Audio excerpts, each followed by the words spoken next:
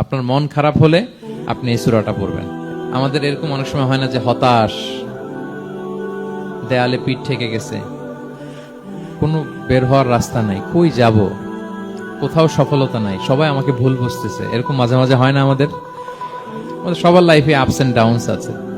আপনি যখন ভারাক্রান্ত হবেন, কষ্টে থাকবেন, এই সূরাটা পড়বেন, দেখবেন যে আপনার ডিপ্রেশন দূর হয়ে গেছে।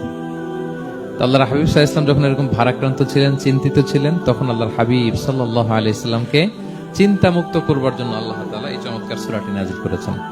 আল্লাহ নাযিল করলেন, আউযু বিল্লাহি মিনাশ শাইতানির রাজিম, বিসমিল্লাহির রাহমানির রহিম, ওয়াদ-দুহা ওয়াল-লাইলি ইযা সাজা মা ওয়াদ্দাআকা রাব্বুকা ওয়া মা ক্বালা ওয়ালাল আখিরাতু খায়রুল লাকা মিনাল উলা ওয়ালা সাওফা ইউতিকা রাব্বুকা ফাতারদা।